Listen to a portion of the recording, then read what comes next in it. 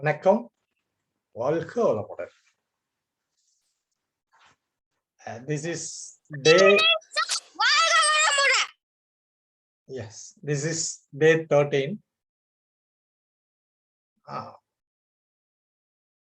Our memory training and empowerment. What to empower? Only memory. Along with memory, our skill development, attitude development, knowledge development. நிறைய விஷயங்கள் தெரியாததை தெரிந்து கொள்வோம், தெரிந்ததை மற்றவர்களுக்கு தெரியப்படுத்துவோம். அந்த நோக்கத்துல நம்ம இதுல கலந்துக்கிறோம். So this time 8 to 9 we are going to spend our valuable time to gain knowledge, to update our knowledge, to upgrade ourselves. இது எல்லாருக்குமே, it's common for all, whether a school going student or competitive prepper or housewives, professionals, working professionals. For everyone this is common. Okay friends, today's topic, first topic என்ன பார்க்கலாம் இன்னைக்கு? இது எல்லாருக்கும் ஏற்கனவே தெரிஞ்ச விஷயம் தாங்க, அதுதான் இன்னைக்கு எடுக்க போறேன். ஆனா that's a new dimension. நீங்க எல்லாருமே எலிஃபண்ட் பார்த்துருக்கீங்க கோவில்ல, கோவில்லையோ எங்கேயோ ஒரு இடத்துல. You all have seen elephant. எல்லாரும் எலிஃபண்ட் பார்த்திருக்கீங்களா?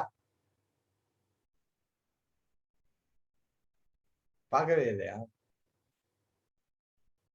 எல்லாரும் பார்த்திருக்கீங்களா இல்லையா? Come on. Yes sir. Okay. இந்த எலிஃபண்டோட கால் கட்டப்பட்டிருக்கா இல்ல ஃப்ரீயா விட்டுருக்கா? Priya sir. கட்டுவதுக்கு. சரி. அது கட்டி இருந்தா பெரிய செயினா அல்லது ஸ்மால் செயின்? பெருசு. ஸ்மால். பெரிய சங்கிலி செயின் மாதிரி. சரி. இதுக்கப்புறம் நல்லா கோவில்ல இருக்கிற யானையை இனிமேல் அப்சர்வேஷன், இதுதான் சொன்னேன் ஏற்கனவே. நம்ம அந்த அப்சர்வேஷன்ல தான் நிறைய லேக்கிங்.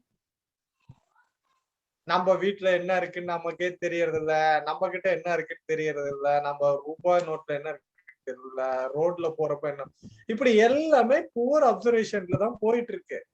அதனாலதான் இதை கேக்குறான். இனிமேல் நல்லா செக் பண்ணி பாருங்க. பெரிய மெஜஸ்டிக் எலிஃபண்ட், ஆனாடா அது கால்ல சின்னதா ஒரு chain.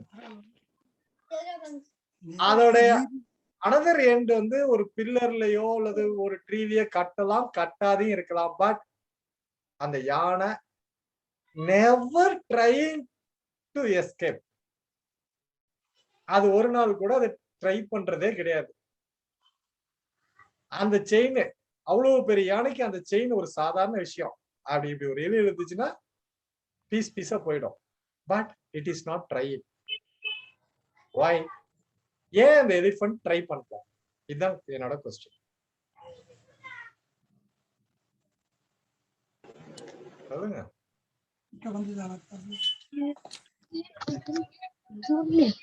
Sir sir come on.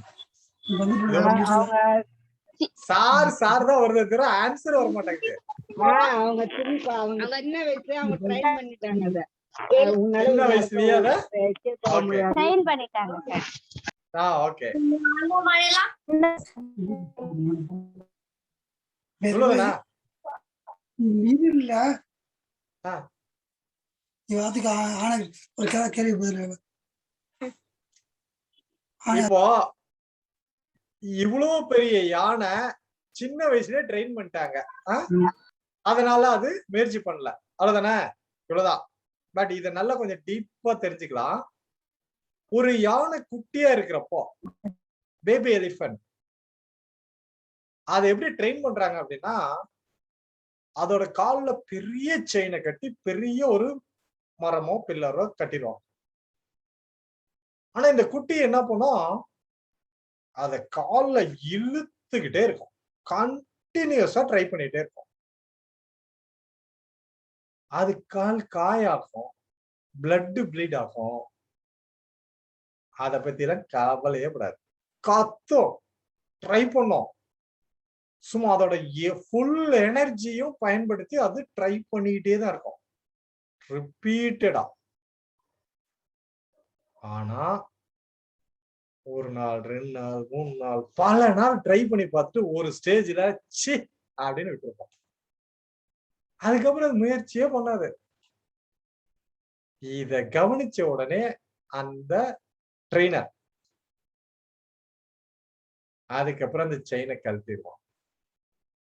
சும்மா ஒரு ஃபீல் கிரியேட் பண்றதுக்காக, யூ ஆர் அண்டர் டை, நீ கட்டப்பட்டிருக்கிறாய் அப்படின்றத உணர்த்துறதுக்காக ஒரு சின்னதா ஒரு சங்கிலிய கால்ல கட்டி விடலாம், கட்டாதையும் விடலாம். No issue. பட் அதுக்கப்புறம் இந்த யானை முயற்சியே பண்ண மாட்டேங்குது. ஏன் பண்ண மாட்டேங்குது?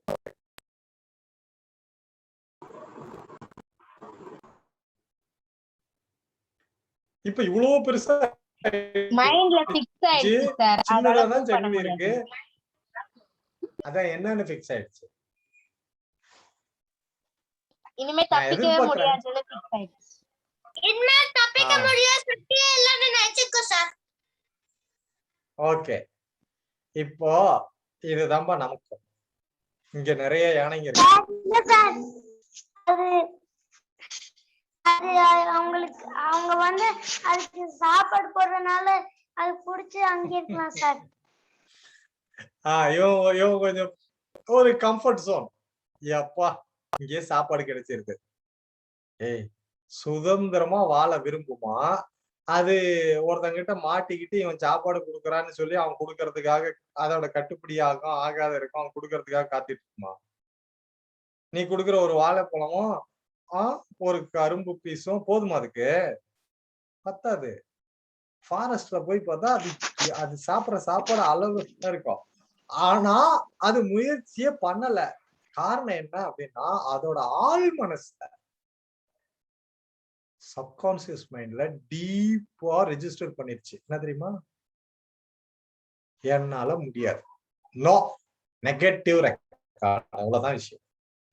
எதிர்மறையான ஒரு பதிவை அங்க உருவாக்கிடுச்சு. என்னால் முடியாது. I can't, I won't, I don't, I never. இவ்வளவுதான். என்னால முடியாது, சான்ஸே கிடையாது. இவ்வளவுதான். இங்கேயும் இத்தனை யானைங்க இருக்குன்னு வச்சுக்கோங்களேன். இதெல்லாம் ஏதோ ஒரு ஸ்டேஜ்ல எனக்கு மேக்ஸ் அதெல்லாம் முடியாது, எனக்கு பிடிக்காது, அது போர். அதே மாதிரி சோசியல், அதே மாதிரி தமிழ், இங்கிலீஷ், சயின்ஸ், இல்ல ஏதோ ஒண்ணுப்பா அவங்களுக்கு பிடிச்ச மாதிரி இருக்கும்னு வச்சுக்குவேன். அவங்களுக்கு தான் தெரியும். அவங்களுக்குள்ள ஒரு பதிவு இருக்கும். அந்த பதிவில் என்ன இருக்கும்? என்னால முடியாது, வாழ்நாள் ஃபுல்லா முடியாது கணக்கு. So you imagine yourself, you are like that elephant, but you are now free. But what you have registered in the previous time, in your early time, that was wrong. That was negative records. So உனக்குள்ள இருக்கிற அந்த எதிர்மறை பதிவுகளை நீ வெளியேற்றாவிட்டால் வாழ்நாள் ஃபுல்லா நீ இதில் தோல்வியைதான் சந்திப்ப. இவ்வளவுதான் விஷயம். எப்படி அதெல்லாம் எடுக்கிறதுன்னு நம்ம அப்புறம் பார்ப்போம், அட்வான்ஸ் கிளாஸ்ல பார்ப்போம். இப்ப நம்ம மைண்டை பத்தி தான் பார்த்துட்டு இருக்கோம். Mind, thoughts. ஒவ்வொருத்தரும் அவங்களுடைய எண்ணங்கள்ல எதிர்மறையா பதிவு பண்றோம். ஏன் பண்றோம், எதுக்கு பண்றோம், எப்படி பண்றோம், யாருக்கும் தெரியறதுல பண்ணிட்டு அது மாதிரியே வாழ்றோம். So how to overcome, அதுதான் நெக்ஸ்ட் டாபிக். ஓகே, சோ இன்னைக்கு நம்ம தெரிஞ்சுக்கிட்டது, இந்த எலிஃபண்ட் மாதிரி தான் நாம்பளும் நமக்குள்ள என்னால் முடியாது, எனக்கு இது கஷ்டம் அப்படின்னு தவறா வச்சிருக்கோம். But what is real? அது ஈஸி, முடியும். You are capable, but your record, you are unfit. புரிஞ்சுச்சா? அதை நீங்க தான் எப்படி மாத்துறது நாங்க கைட் பண்ணப்போம். Okay, right, that's all. So today's topic இது ஓவர். அடுத்தது memory tips. as of now 28 complete ஆயிருக்கு. நேத்து நம்ம 3 பார்த்தோம். 3மே கொஞ்சம் heavy. PQ3R, reading and learning, sowing and reaping. அந்த sowing and reaping இனிமேல் நிறைய கண்டினியூ ஆகும். அது ஞாபகம் வச்சுக்கோங்க. அதுல ஸ்ட்ராங்கா இருக்கு. சரி, நம்ம விதைக்கிறது தான் அறுவடை செய்யறோம்.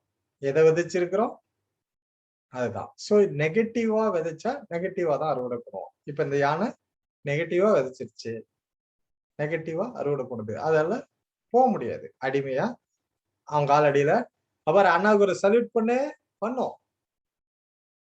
50 காசு கொடுக்குறாரு, அவருக்கு ஒரு கும்பிடு போடும். போய் சைக்கிள் ஓட்டும். அது என்ன சொன்னாலும் கேட்கும். ரைட்? காரணம் அதை என்னால தப்பிக்க முடியாது, இவங்கிட்ட மாட்டிட்டோம், இவன் கொடுக்கறதுக்கு நம்ம சொல்ற பேச்ச கேட்கணும், அவ்வளவுதான். இதை மாத்தணும் அப்படின்னு சொன்னா பதிவை மாத்தணும். Okay, right. இன்னைக்கு டாபிக் போறோம் மெமரி டிப்ஸ்ல 29th one. இன்னைக்கு இது ஒண்ணு மட்டும் தான் பார்ப்போம்னு சொன்னேன், because it's a lengthy one, very big one. இது என்ன டாபிக் தெரியுமா?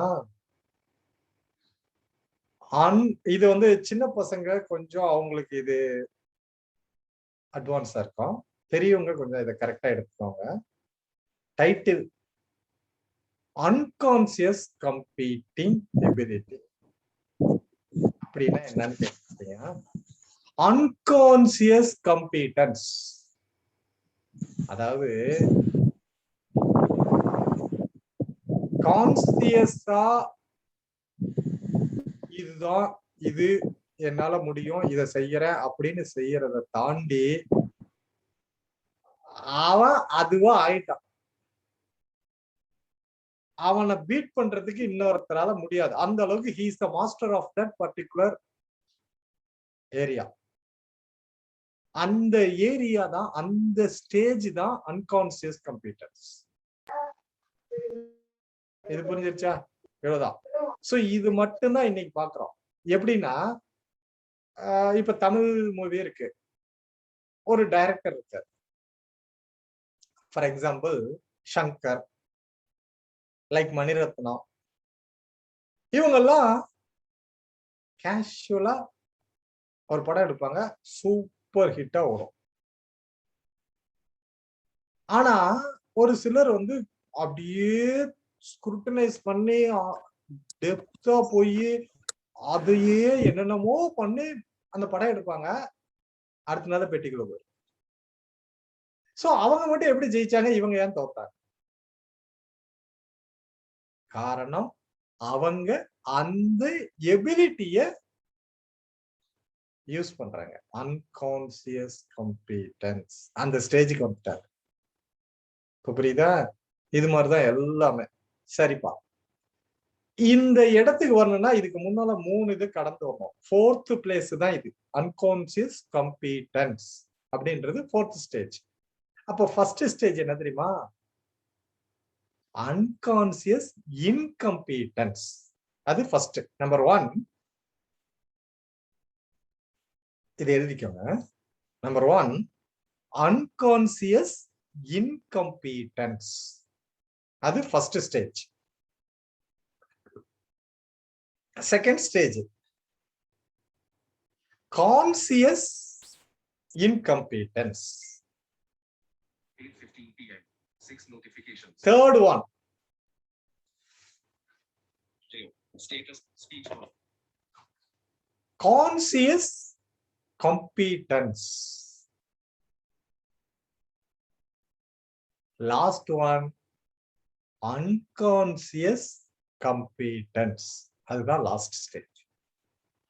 அதுதான் master of the any particular area அப்படின்னு சொல்றோம்.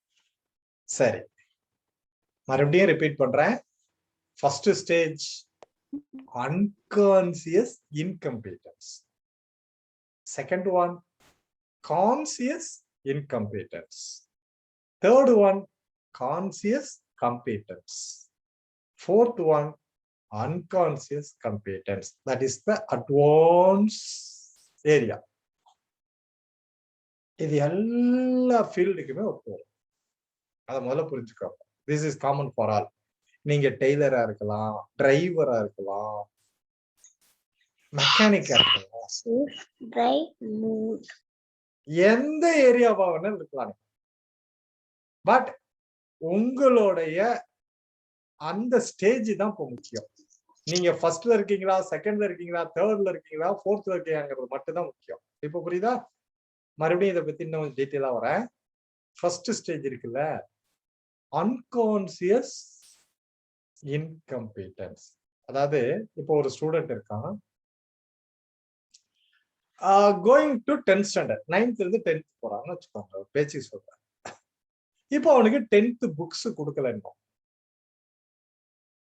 எந்த டீச்சரும் யாரு 10th-க்குன்னு இன்னும் தெரியாது, புக்ஸும் கையில கொடுக்கல, அது சம்பந்தமா எந்த பாடமும் நடத்தல. இதுதான் ஸ்டேஜ் 1, அன்கான்சியஸ் இன்கம்பீட்டன்ஸ். அவனுக்கு என்ன பாடமும் தெரியாது, அதுக்கு விளக்கமும் தெரியாது. அன்கான்சியஸ் இன்கம்பீட்டன்ஸ், அவனுக்கு அந்த எதுவுமே தெரியாது. இதுதான் ஃபர்ஸ்ட் ஸ்டேஜ். புரியுதா?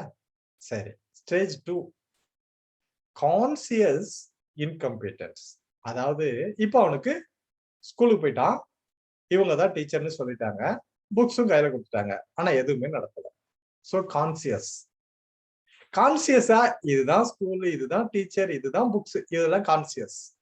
பட் அதுல கேள்வி கேட்டா அவனுக்கு எதுவுமே தெரியாது. பிகாஸ் அவன் அதுல இன்கம்பீட்டிங் எபிலிட்டி, இன்கம்பீட்டன்ஸ். இது ஸ்டேஜ் 2. ஸ்டேஜ் 3 போலாம்,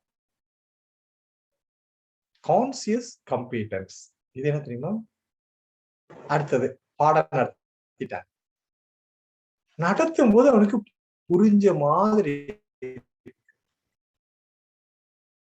அத படிச்சாலும் தெரிஞ்ச மாதிரி இருக்கு, ஆனா அதுக்கு மேல அவனுக்கு தெரியாது, திருப்பி கேட்டா சொல்ல தெரியாது.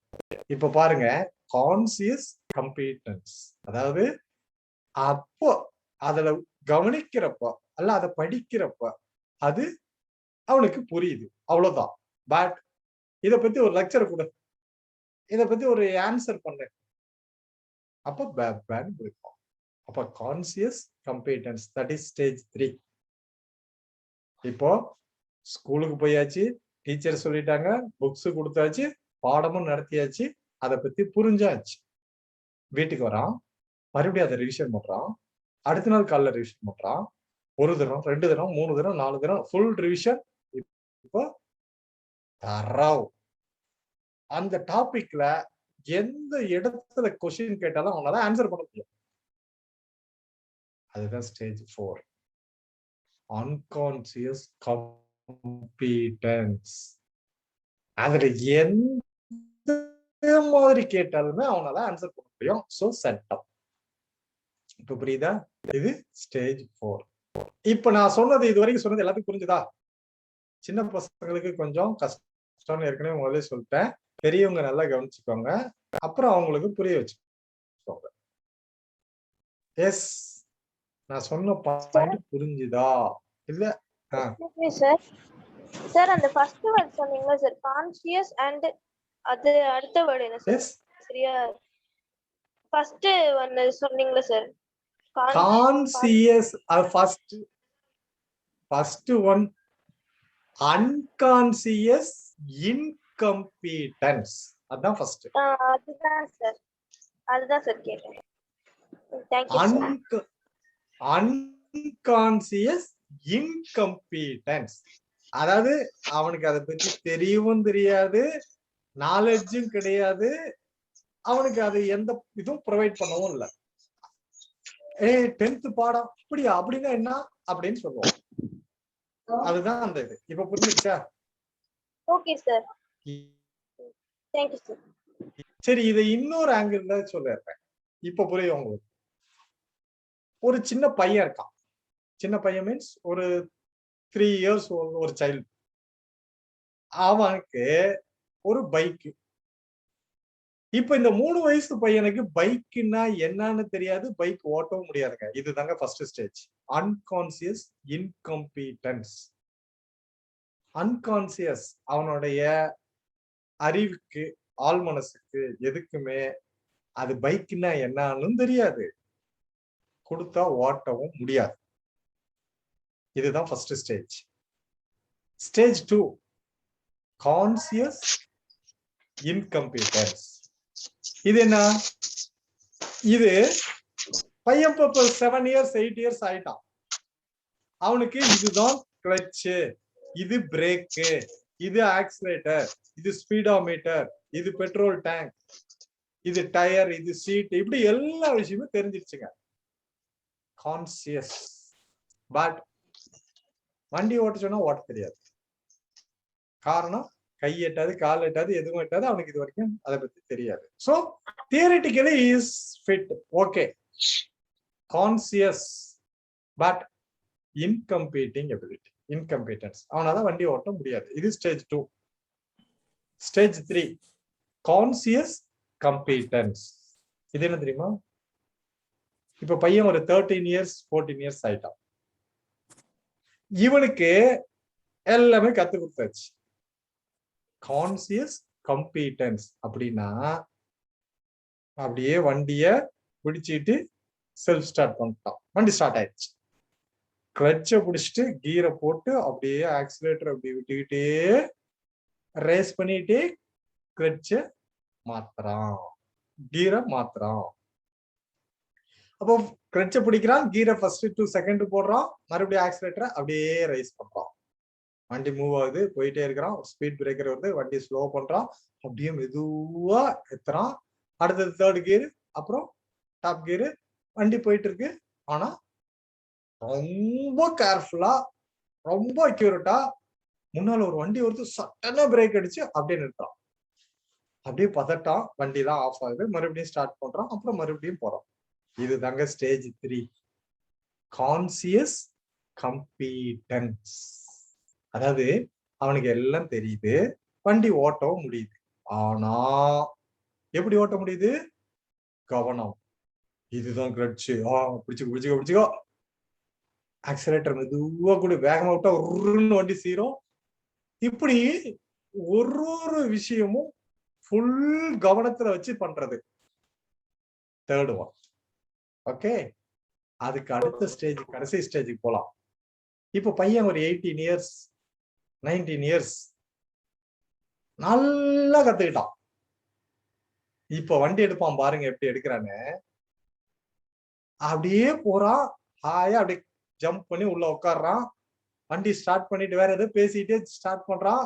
போன் ரிங் ஆகுது, பாக்கெட் வந்து போன் எடுக்கிறான். ஹாய் மச்சான், நான் அங்கதானே வந்துட்டு இருக்கேன்னு சொல்லி இவங்கிட்ட பதில் பேசிக்கிட்டே இருக்கிறான். டக்கு டக்கு டக்குன்னு கீரை மாத்தி போயிட்டே இருக்கிறான். குறுக்கு இன்னொருத்த கிராஸ் ஆகுறான். அப்படியே பிரேக் அடிச்சு வண்டி லெஃப்ட் டேர்ன் அடிச்சு வண்டி கீரை மாத்தி போய்கிட்டே இருக்கிறான். ஒரு பக்கம் போன்ல பேசிக்கிட்டே தான். அப்படி போயிட்டே இருக்கிறப்ப இன்னொருத்தன் என் ஃப்ரெண்டு கிராஸ் ஆகுறான். அவனுக்கு டாட்டா மச்சான் சொல்லிட்டு இங்கே போன பேசுறான், வண்டி ஓட்டும். இதுதாங்க ஸ்டேஜ் 4, அன்கான்சியஸ் கம்பீட்டன்ஸ். இந்த இடத்துக்கு வந்துட்டான்ல, இப்ப இவன் இதுதான் கீர், இதுதான் கிளட்ச், இதுதான் ஆக்சிலேட்டர் கிடையாது. ஆள் மனசுல எல்லாம் ரெக்கார்ட், ஃபுல் தரவு. எந்த ஸ்டேஜ்ல எப்படி வண்டிங்க கிராஸ் ஆனாலும் டக்குன்னு கட் பண்ணி திருப்பி போய்கிட்டே இருப்போம். இப்ப புரியுதா? ஸ்டேஜ் 4க்கு வந்துட்டோம். இது எல்லா ஃபீல்டுக்கும் முதலே சொல்லிட்டேன். இப்போ நீங்க ஒவ்வொரு ஏரியாலையும் நீங்க எந்த ஸ்டேஜ்ல இருக்கீங்கன்னு நீங்க தான் பாருங்க. Stage 1 2 3 4. So if you are in the stage 4 unconscious competence, வெற்றி உமதே. இப்ப புரிஞ்சிருச்சா இல்லையா? இப்ப சொல்லுங்க பாப்போம். Yes sir. புரிஞ்சிடுச்சு. புரிஞ்சிருச்சு. குட். முடிஞ்சு உனக்கு கவனம் செஞ்சா நல்ல பயிற்சி செஞ்சா முடியும் சார். Okay right. இப்ப சொல்லுங்க, நாம இந்த ஸ்டேஜ் 4க்கு வரதுக்கு ஒவ்வொருத்தரும் அந்த ஸ்டேஜுக்கு வரணும் அப்படின்னா நான் எப்படி வின்னர்ஸ் லூசர்ஸ் கொடுத்தனோ அதே மாதிரி இங்க ஒரு 10 குவாலிட்டிஸ் தரப்போறேன். 10 பாயிண்ட். இந்த 10 பாயிண்ட்ல நீங்க எந்தெந்த ஏரியாவில இன்னும் உங்களை டெவலப் பண்ணணும்னு நினைச்சுக்கோங்க. பண்ண வேண்டியதா இருந்தா பண்ணிக்கோங்க. அந்த 10 நீங்க தரோம் அப்படின்னா, தரோம் மீன்ஸ் படிச்சு ஒப்பிக்கிறது இல்லை, அதுல பாஸ் ஆகுது. அந்த 10 points, 10 qualities, you are fit, you are capable, டெஃபினட்டா நீங்க அன்கான்சியஸ் கம்ப்ளீட்டிங் எபிலிட்டி பர்சன் அந்த இடத்துக்கு வந்துட்டீங்கன்னு அர்த்தம். இப்ப அந்த 10 பாயிண்ட் சொல்லமா? பாயிண்ட் நம்பர் 1, டிசைர், அதாவது பேஷன் அப்படின்னு வச்சுக்கலாம். Passionate burning desire. Passionate burning desire, அதாவது எப்பவுமே ஒரு பேஷன், எனக்கு இதுதான், திஸ் இஸ் மை பேஷன், கொழுந்து விட்டு எரியும் ஒரு தீ அப்படிமோ, அப்படி தக தக தகன்னு நமக்குள்ள அப்படி எரிஞ்சிட்டு இருக்கு. அந்த ஆர்வம், அதுக்குன்னு எரியுதுன்னா நெருப்பு இல்ல, அந்த ஆர்வம், நான் வாழ்க்கையில சாதிக்கணும், நான் ஐபிஎஸ் ஆகணும், நான் ஐஏஎஸ் ஆகணும், நான் சென்டம் எடுக்கணும், இப்படி ஏதோ ஒண்ணுமா உங்களுக்குள்ள அந்த பேஷன், அது டிசையர். இதுதான் பாயிண்ட் நம்பர் 1. இது எல்லாருக்குமே இருக்கணும். உங்களுக்கு இருக்கா? Check it. Number 1. Number 2,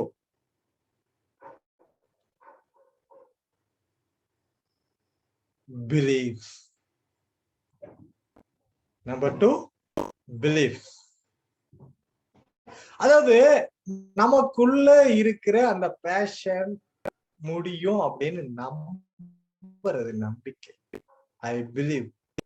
Belief you hold in the beginning of the journey define your journey. If you believe you are capable of doing, definitely it is possible. If you believe I am unable to do, definitely you won't do it. நீங்க எப்படி நம்புறீங்களோ அப்படித்தான் இருக்கு. So உங்களோட belief positive belief அப்படி இருந்தா கண்டிப்பா அதுக்கு உண்டான ரிசல்ட்டை பார்க்கலாம். So first one passion, passionate burning desire, point number 1. Number 2, strong belief, ஆழமான நம்பிக்கை. சரி. Point number 3, overwhelming positive. அப்படின்னா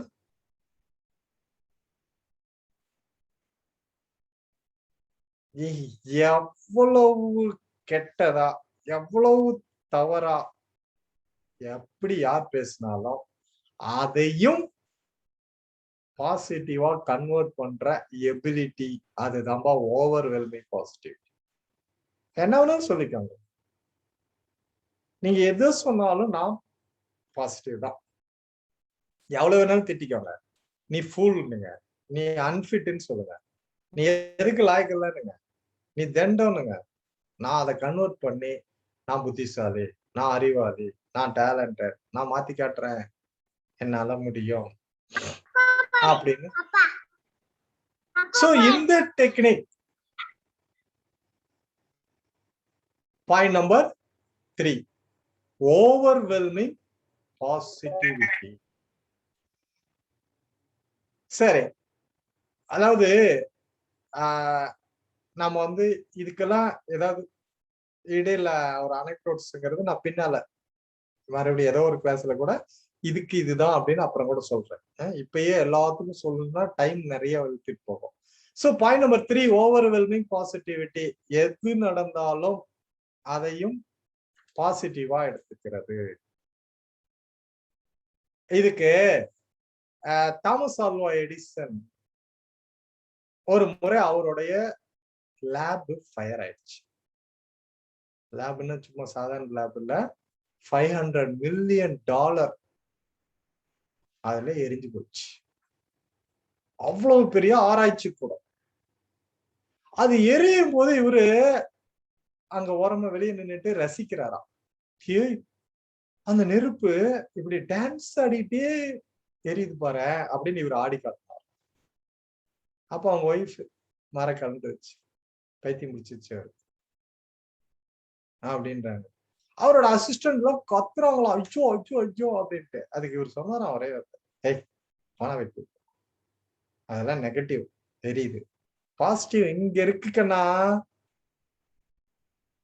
அறிவெல்லாம் இங்க இருக்கு, அதெல்லாம் பண்ணிக்கலாம் அப்படின்னாராம். சொன்னது இல்ல. அதுக்கப்புறம் ஒரு 3 வீக்ஸ்ல அவரோட மிகச்சிறந்த கண்டுபிடிப்பை இந்த உலகத்துக்கு கொடுத்தாராம். எது தெரியுமா? போனோகிராஃப். அவர் கண்டுபிடிச்சது. அப்போ அவ்வளவு லாஸ் ஆயிடுச்சுன்னு இவர் உட்காந்து அழுதுட்டு ஒப்பாரி வச்சுட்டு இருந்தாருன்னா வாழ்க்கையில அப்படியேதான் போயிருப்பாருன்னு அர்த்தம். ஆனா அது போட்டு அது நம்மளால நம்ம கையில இல்ல, நடந்துருச்சு, நெருப்பு பிடிச்சிருச்சு, எரியுது, இதுக்கப்புறம் நம்மளால ஒண்ணும் பண்ண முடியாது, போயிட்டு போது போ. அறிவு நம்மகிட்ட தான் இருக்கு, ஆற்றல் நம்ம கிட்ட இருக்கு, திறமை நம்ம கிட்ட இருக்கு. we can convert. சொன்னாரு, செஞ்சாரு. So that is called overwhelming positive. Next, point number 4, intrinsic motivation. அப்படின்னா நார்மலா உங்க வீட்டுல சில குழந்தைங்க, நீ இந்த தடவை மட்டும் நீ இதுல சென்டர் எடுத்துட்ட, உனக்கு மொபைல் போன் வாங்கி கொடுக்குறேன், ஸ்மார்ட் போன் வாங்கி கொடுக்குறேன், இல்ல பைக் வாங்கி கொடுக்குறேன், இந்த மாதிரி சொல்றாங்கல்ல, இதுக்கு பேரு இன்சென்டிவ் மோட்டிவேஷன். நீ இதை செஞ்சா உனக்கு நான் இது தரேன் அப்படின்னு சொல்லி உன்னை ஊக்குவிக்கிறது. But intrinsic motivation, it's not coming from outside, எக்ஸ்டர்னலா வர்றதில்ல, நமக்குள்ள நாம்பளே மோட்டிவேட் பண்ணிக்கிறது. அது எப்படி? இதுக்கும் ஒரு அனெக்டோட் சொல்லிடுறேன். ஒரு பையன், அவன் வந்து பேஸ்கெட் பால் பிளேயர். அந்த ஸ்கூல்ல பேஸ்கெட் பாலுக்கு பிராக்டிஸ் போயிட்டு இருக்கு. ஏன்னா அடுத்த வாரத்துல காம்படிஷன் வருது, இன்டர் ஸ்கூல், அதுக்கப்புறம் ஸ்டேட் லெவல், அப்புறம் national level, district, state, national, வரிசையா போது. அதுக்கு டீமை தயார் பண்ணிட்டு இருக்காங்க. டெய்லி பிராக்டிஸ் பிராக்டிஸ் பிராக்டிஸ் போயிட்டே இருந்துச்சு. நாம சொல்ற இந்த பையன் கண்டினியூ நல்லா பண்ணுவான், வந்துட்டு இருக்கான். கடைசியா ஒரு 3 days அவன் அப்சென்ட். பட் அந்த மாஸ்டர் வந்து அவன் பிளேஸ்ல இன்னொருத்தனை போட்டு ட்ரெயின் அப் பண்ணி அடுத்தது டீம் செலக்ட் பண்ணியாச்சு. நாளைக்கு காலையில இன்னொரு பலம் வாய்ந்த ஒரு டீம் வருது, மேட்ச் நடக்குது. நம்ம சொன்னோம்ல, இந்த ஒரு பையன் அவன் அன்னைக்கு கரெக்டா வராங்க. வந்து அந்த மாஸ்டர்கிட்ட, கோச்சர்கிட்ட கேட்கிறான், சார் ப்ளீஸ் என்ன ஏன் சார் அந்த பேர்ல எடுத்துட்டீங்க, கொடுங்க சார். கெஞ்சுறான். மைக்கேல் ஜோர்டன் கூட ஒரு தடவை அந்த மாதிரி ஆச்சு. எவ்வளவு கெஞ்சி பாக்குறான், முடியாதுன்றாரு. ஐ எம் வெரி சாரி, இது என்னோட பர்சனல் விஷயம் கிடையாதுப்பா, இது ஸ்கூல் சம்பந்தப்பட்டது, இது டீம் சம்பந்தப்பட்டது, ஆல்ரெடி பிக்ஸ் பண்ணி எல்லாமே செட் பண்ணியாச்சு, உன்னை என்னால போட முடியாது. அவன் காலை பிடிச்சிட்டு கெஞ்சுறான், சார் ப்ளீஸ் சார், எப்படியாவது எனக்கு சான்ஸ் கொடுங்க சார். நான் அவரால் தட்ட முடியல, ஒரு ஸ்டேஜ்ல அக்செப்ட் பண்ணிட்டேன். சரி போ, இங்க பாருங்கண்ணா, நான் ரொம்ப ரிஸ்க் எடுத்து உன்னை இந்த டீம்ல சேர்த்துறேன், பேரை காப்பாத்து அப்படின்னு சொல்லிட்டு விட்டாரு. அன்னைக்கு மேட்ச் நடந்தது. அந்த டீம் எக்ஸ்ட்ரானரியா ஜெயிச்சது. அங்க அத்தனை பாயிண்ட் இவனோட தான். அப்படி பம்பரமா சுழண்டு சுழண்டு போட்டான். அத பார்த்த உடனே அந்த சாருக்கு காலு தரைக்கு மேல எங்க நிக்குது. ஆச்சரியமா இருக்கு. ஜெயிச்சிருச்சு. அவனை அப்படியே கட்டு அணைச்சிட்டு, எப்படா எப்படி உன்னால இப்படி முடிஞ்சது அப்படின்னு கேட்டார்.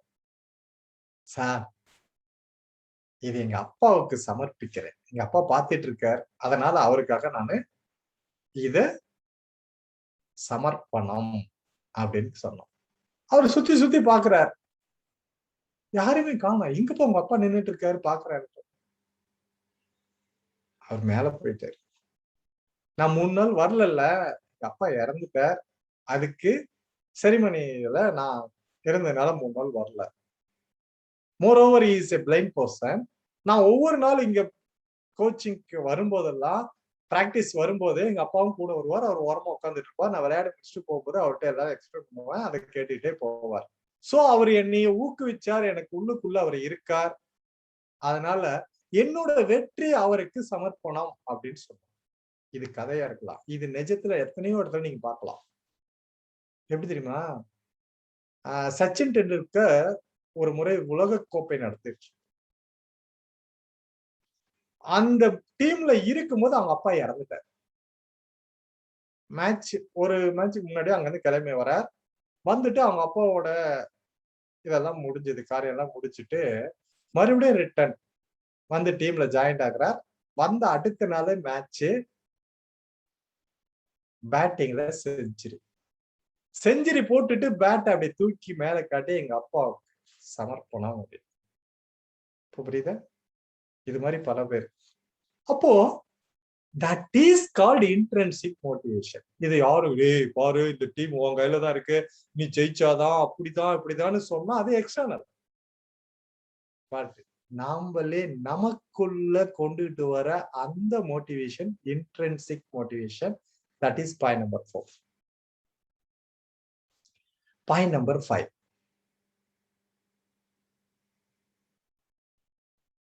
persistence. கன்சிஸ்டன்சின்னு அர்த்தம். ஒரு விஷயத்த ஒரு நாள் செய்வோம்பா, 2 நாள் செய்வோம். நான் இப்ப உங்களெல்லாம் டீப் பிரீத்திங் பண்ணுங்க, தண்ணிய ரசிச்சு ருசிச்சு சுவைச்சு குடிங்க இப்படின்னு சொல்றோம். ஒரு 2 நாள் செய்வோம், அதுக்கப்புறம் மறுபடியும் பழைய கதைக்கு போயிடும். அது நமக்கு உதவாது. It won't help us to get success.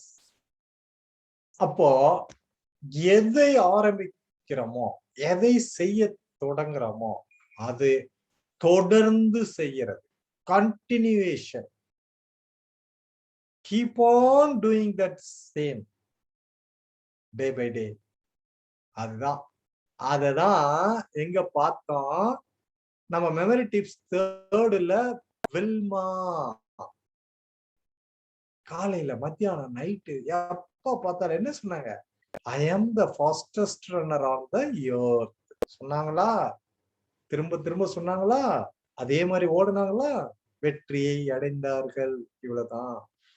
So ஒரு நாள் சொல்லிட்டு அடுத்த நாள் ஆளை விட்டு எனக்கு தூக்கம் வருது நான் படுத்து தூங்கிட்டு இருந்தா அதுக்குதான் ரிசல்ட் கிடைக்கும். அதே மாதிரிதான். அதனால hard work and continue, keep on trying. That is point number 5. point number 6, daydream. கனவு காணுங்கள். அப்துல் கலாம் அழகா சொன்ன வார்த்தை, கனவு காணுங்கள். Dream big.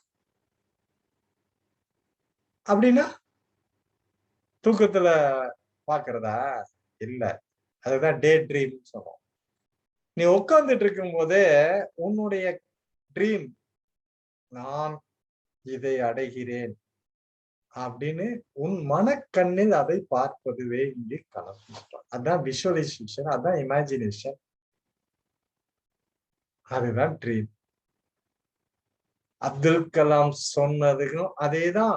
ஆல்பர்ட் ஐன்ஸ்டீன் சொன்ன imagination is most powerful than knowledge சொன்னார்ல, அந்த இமேஜினேஷன் அதுதான். நாம சொல்ற விஷுவலைசேஷன் அதுதான். சோ கனவு, day dreaming, that is point number 6. எப்பயுமே அதை பற்றிய கனவை காண்பார்கள். Okay, next point number 7. They never accept failures. ஒரு நாளும் தோல்வியை ஒற்றுக்கொள்ள மாட்டார்கள். அதான் they never accept failures. அப்படின்னா தோத்துட்டின்னு சொன்னா, ஏய் நீ தோத்துட்டப்பா, ஆமா நான் தோத்துட்டேன் சொல்ல மாட்டாங்க. யாரு? இந்த அன்கான்சியஸ் கம்ப்யூட்டிங் எபிலிட்டி இருக்கிறவங்க. அப்படின்னா என்னப்பா அது தோத்தது தானே அப்படின்னு கேட்டா, இப்ப பாருங்களேன், இது தாமஸ் ஆல்வா எடிசன் பல்பை கண்டுபிடிக்கிறதுக்கு முன்னால 1000 times, அதாவது 999 times ஃபெயிலியர், 1000வது முறையில் வெற்றி அப்படின்றாங்கல்ல. இப்போ ஒரு ரிப்போர்ட்டர் அவர்கிட்ட கேட்கிறார், how did you feel you have failed 999 times before inventing this bulb அப்படின்னா, இந்த பல்பை நீ கண்டுபிடிக்கிறதுக்கு முன்னா 999 முறை தோத்தையே, அதை பற்றி என்ன நினைக்கிறாய் என்று கேட்டார். அதுக்கு அவர் சொன்ன பதில் இதுதான். யார்ப்பா சொன்னா? நான் அத்தனை தடவை தோத்தேன்னு. அதுல தோல்வி கிடையாது. அதாவது இந்த பல்பை கண்டுபிடிக்கிறதுக்கு இந்த 9999 elements will not be suitable அப்படிங்கறத நான் கண்டுபிடிச்சேன். நீ வேணா இந்த எலிமெண்ட்டை வச்சு இந்த பல்பை கண்டுபிடியா பாப்பா, முடியுமா? முடியாதுல்ல. அதை நான் கண்டுபிடிச்சேன். அப்போ அது எப்படி நான் தோத்தேங்கிறேன்? அதில் ஜெயிச்சேங்கிற. I have successfully invented these elements will not be suitable for inventing this bulb. இந்த பல்பை கண்டுபிடிக்கிறதுக்கு இந்த எலிமெண்ட் சூட் ஆகல அப்படிங்கறத நான் கண்டுபிடிச்சேன்ல, அதுதான் என்னுடைய கண்டுபிடிப்பு. இப்ப புரியுதா? அக்செப்ட் நெவர், ஃபெயிலியர்ஸ ஒத்துக்க மாட்டாங்க. இதுக்கு இன்னொரு கதை நம்மளோட இருக்கு. என்ன தெரியுமா? ஒரு ஸ்மால் பாய் ஒரு நாள் போறான், ஒரு ஓஷன் பக்கத்துல நிக்கிறான். ஏய் ஓஷன், என்ன பெரிய அப்பாட்ட நான் உன்னை ஜெயிக்கிறேன் அப்படிங்கிறான். ஜெயிக்கிறதுனா ஒரு நாள் உன்னை நான் ஜெயிச்சு காட்டுறேன். I am going to conquer you அப்படின்னா, நான் உன்னை வெற்றி அடைவேன், உன்னை ஜெயிச்சு காட்டுறேன் சொல்லிட்டு போயிட்டான். மறுபடியும் ஒரு நாள் வரான், சேம் ரிப்பீட் பண்றான், நான் உன்னை ஜெயிப்பேன் அப்படின்னு. அப்புறம் அடுத்தது வரான், ஒரு போட் ரெடி பண்றான். அந்த போட்ல ஏறி உட்காந்துட்டு, if I reach you in the center, I am going to declare, இந்த உலகத்துக்கு நான் சொல்ல போறேன், நான் இந்த ஓஷனை ஜெயிச்சிட்டேன், I have conquered this ocean அப்படின்னு இந்த உலகத்துக்கு நான் டிக்ளேர் பண்ண போறேன்.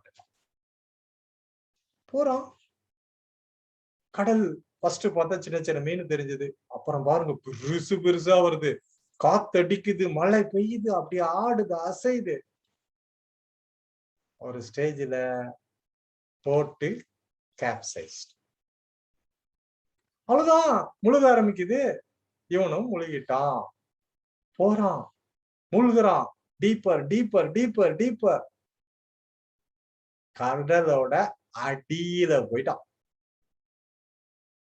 அப்ப சொல்றான், நான் இப்ப சொல்றேன், I have conquered this ocean அப்படின்னா. அப்படின்னு, ஏய் you are such a mighty ocean, நீ எவ்வளவு பெரிய கடல், ஆனா என் நெஞ்சு மேல இருக்கிற மறந்துடாத, நான் தான் உனக்கு தூக்கிட்டு இருக்கேன் அப்படின்னு. இப்ப அவன் தோத்துட்டானா ஜெயிச்சிட்டான்னு அர்த்தம். புரியுதுல்ல? So this is the power, they never accept failures. எது நடந்தாலும் அதிலும் வெற்றியை மட்டுமே ருசிப்பவர்கள். அன்கான்சியஸ் கம்ப்யூட்டிங் எபிலிட்டி அப்படின்ற அந்த ஸ்டேஜில் இருக்கவர்கள். இத்தனை பாயிண்ட் இருக்கு, மொத்தம் 10. அதுல 7வது point, never accept failures. Right. Point number 8, hard work பண்ணுவோம். ரொம்ப கஷ்டப்பட்டு உழைப்பாங்க. எப்பவுமே அதுக்கெல்லாம் கவலையே பட மாட்டாங்க. நான் ரொம்ப கஷ்டப்படுறேன், நான் ரொம்ப வேலை பார்த்துட்டு இருக்கிறேன், நான் எப்ப பார்த்தாலும் வேலை செஞ்சுட்டு இருக்கிறேன், சொல்லவே மாட்டாங்க. they love their job. செய்வாங்க. இது point number 8. Point number 9,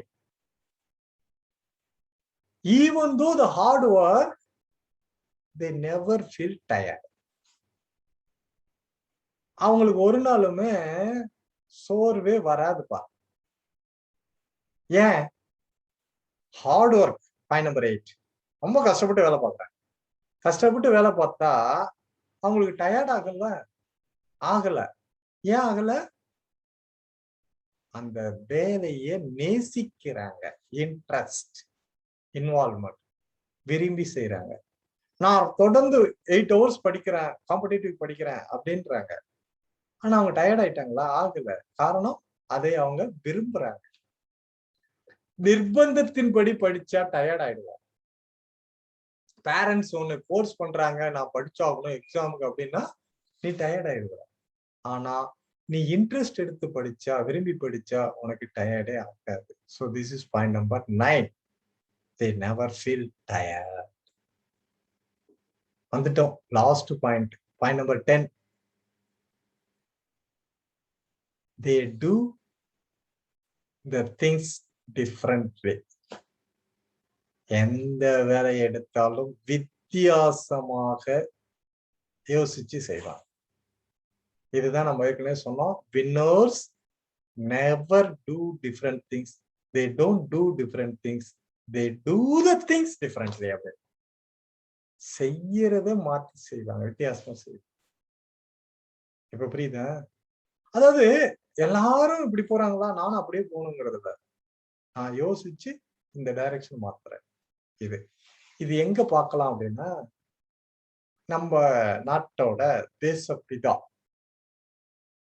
Mahatma Gandhi அவர்கிட்ட பார்க்கலாம். எப்படின்னா, உலகத்துல நீங்க எந்த கண்ட்ரி வேணாலும் எடுத்து பாருங்க, அவங்க எல்லாம் எப்படி ஒரு நாட்டை, ஒரு அடிமைப்பட்டு இருந்த நாட்டை ரிலீஸ் பண்ணாங்க அப்படின்னா, ஏதாவது ரூபத்துல கத்தியோ ஆயுதமோ துப்பாக்கியோ எடுத்து அவங்களோட போரிட்டு அவங்களை வெற்றி கொண்டார்.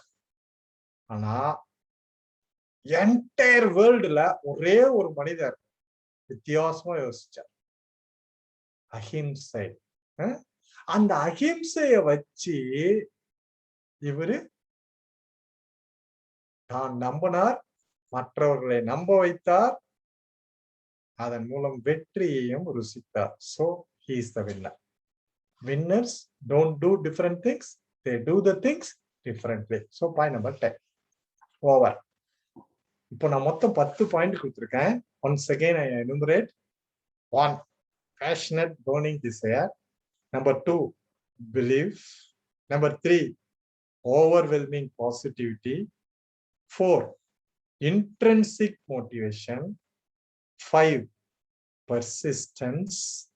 6, daydreaming. 7, never accept failures. 8, hard work. 9, no tired. 10, different thinking. That's all. That's all. Over. Topic over. இப்ப முடிவு பண்ணுங்க, நீங்க இந்த 10ல எந்த ஏரியாவுல உங்களையே இன்னும் டெவலப் பண்ணணும். அதை டெவலப் பண்ணிட்டீங்கன்னா நீங்க அந்த 4th ஸ்டேஜ் அன்கான்சியஸ் கம்பீட்டன்ஸ் வந்துட்டீங்கன்னு அர்த்தம். இவ்வளவுதான் விஷயம். புரியுதா? நான் அந்த டெமோ அப்போ அந்த நம்பர்ஸ் எல்லாம் நீங்க எல்லாம் கொடுத்தீங்க, அவர் வாங்குறாரு. நானு ஒரே ஒரு தடவை காது கேட்டேன். நான் உட்காந்துக்கிட்டு படிச்சு யோசிச்சு யார்கிட்டயாவது வெரிஃபை பண்ணிட்டு உங்ககிட்ட பேசுறேன்னா இல்ல. unconscious competence. இப்போ புரியுதா?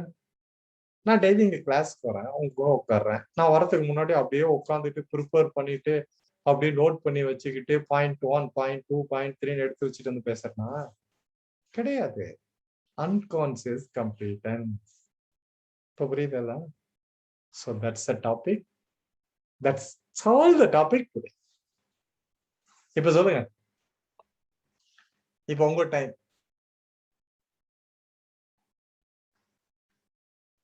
Sir yes.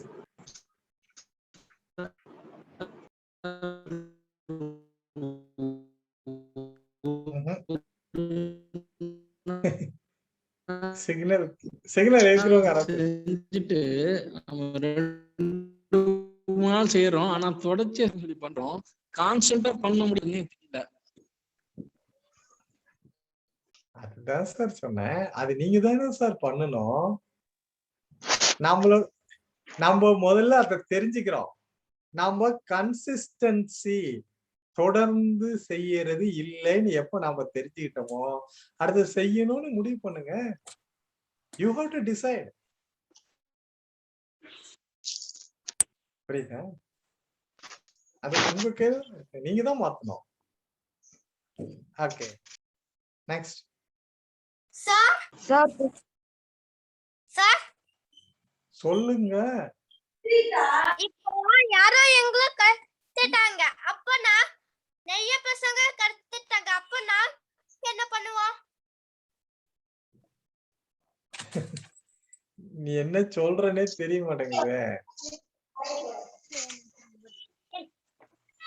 உன் பாஷையை புரிஞ்சுக்கிறதுக்கே நான் புதுசா ஏதாவது கத்துக்கிட்டு வரணும் போல.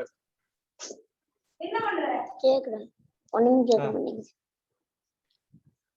ஒன்னும் கேட்க மாட்டேங்குது, கேக்குது நீ பேசுறது. சார் 5th one மட்டும் என்ன சார் சொன்னீங்க? 5th one தான் பர்சிஸ்டன்ஸ், கன்சிஸ்டன்சின்னு சொன்னேன். அதானே அவருக்கு எது கேட்டாரு, தொடர்ந்து அதை செய்வது. எதை முடிவு எடுக்கிறோமோ அதை கண்டினியூ. நெவர் அக்செப்ட் ஃபெயிலியர்ஸ் அப்படிங்கிறோம்ல சார், நம்ம அந்த ஃபெயிலியர் அக்செப்ட் பண்ணல அப்படின்னா நம்மளுக்கு ரொம்ப ஸ்ட்ரெஸ் ஆகுது. நம்மளுக்கு நம்ம ஒத்துக்க கூடாது அப்படிங்கிற போது ரொம்ப ஸ்ட்ரெஸ் ஆகுது. நான் அதுக்கு தான் உங்களுக்கு விளக்கம் கொடுத்தேன். அது ஃபெயிலியர்னு அவங்க சொல்றாங்க, நான் சொல்றேன் அதுவும் வெற்றி தான்னு சொல்றோம். நான் செய்யறது அதுக்கு தான் நான் எடிஷனை சொன்னேன், எக்ஸாம்பிள் காட்டினேன். என்ன காட்டினா, நீங்க அது கடல்ல அந்த பையன் பாசிட்டிவா சொல்றது அவ்வளவுதான். சோ ஆல்வேஸ் அதன ஓவர்வெல்மிங் பாசிட்டிவ். எது வந்தாலும் பாசிட்டிவாவே எடுங்க. ஓகே,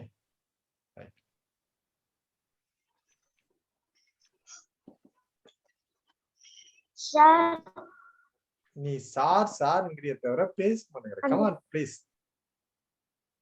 அந்த பையன் கடல்ல முழுகினால சார், Speech on. அதுல 8:53 p.m. சரி, Notification not found. ஒரு நிமிஷம்.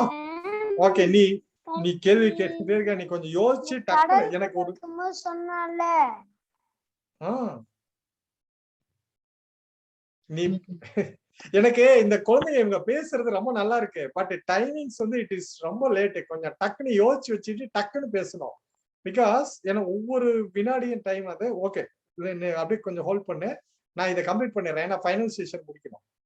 நம்ம இதுலயே எடுத்தோம்னா நான் அந்த 1 hourல எனக்கு ஒரு ஷெட்யூல முடிக்க முடியாது. கமான், இப்போ லாஸ்ட் டாபிக் வந்துடலாம். இன்னைக்கு பாக்குற இந்த இன்ஸ்பைரிங் பர்சன், நீங்க மைக்க மியூட் பண்ணிக்கோங்க. இன்னைக்கு யார் பாக்குறோம் அப்படின்னு சொன்னா நீங்க இதை கண்டுபிடிங்க, நான் சொல்லிட்டு வரேன். இவர் வந்து 1901 December 5 அமெரிக்காவில பிறந்தார். சின்ன வயசுல மலையில பேசுறான்ல, அந்த மாதிரி சின்ன வயசா இருக்கிறப்போ அவனுக்கு ரொம்ப வரையறதுன்னா ரொம்ப இன்ட்ரெஸ்ட். வீட்டுல இருக்கிற செவரெல்லாம் வரைஞ்சு வச்சாராம் கரி எடுத்து. உடனே அவங்க அப்பா ஒரு பரிசு கொடுத்தாரு. அவர் என்ன பரிசுன்னா, அவன் முதுகுல 5 விரல் பதிஞ்சு அந்த மாதிரி பரிசு அட்டி போட்டார். அவன் ரொம்ப வெக்ஸ் ஆயிட்டான். அப்ப அவங்க அத்தை, அவங்க பேரு மார்க்ரெட், அந்த குழந்தைய தட்டி கொடுத்து, உனக்கு நிறைய திறமை இருக்கு, நல்லா வரையற, இனிமேல் செவுத்துல வரையாத, இந்த நோட்டு அப்படின்னு டெய்லி நோட்டா வாங்கி கொடுத்தாரு. அதுல வர வர வர வர அவன் வரைஞ்சான், பின்னால பெரிய லெவலுக்கு ஆகும். அது யாருன்னு அப்படி பார்க்கணும். நீங்களே கண்டுபிடிங்க. இந்த மிகப்பெரிய கார்ட்டூனிஸ்டா வந்தது. கண்டுபிடிச்சிட்டீங்களா?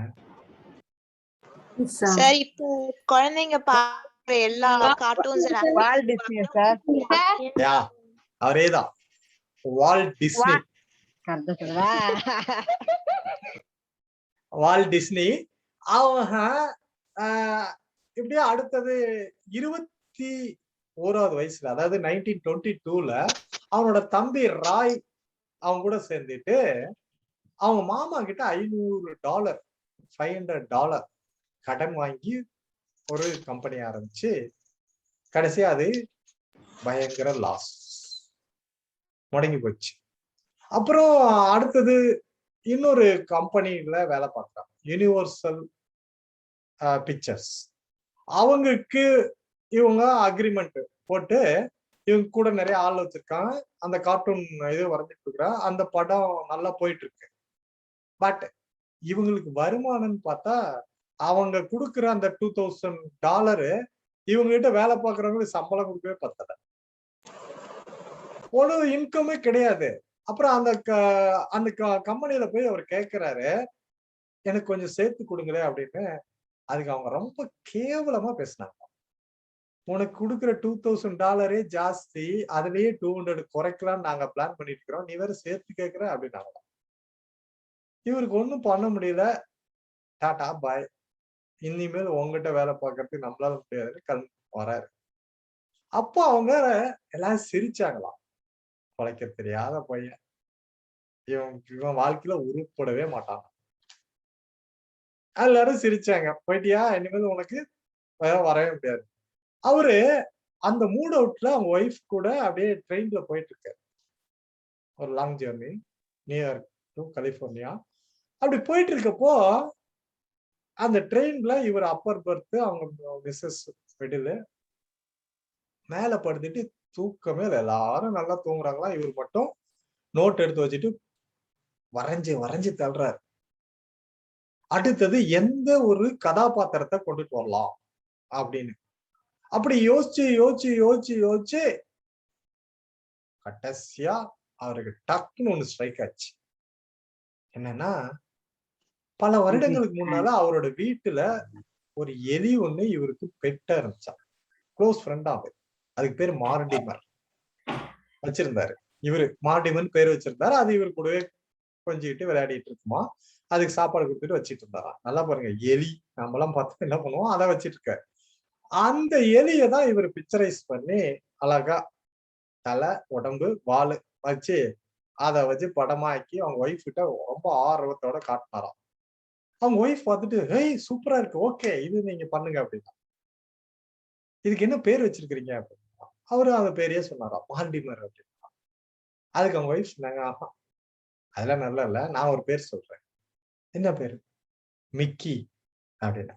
சோ மிக்கி மவுஸ் ஆரம்பிச்சார், அவர் எங்கேயோ போயிட்டார்.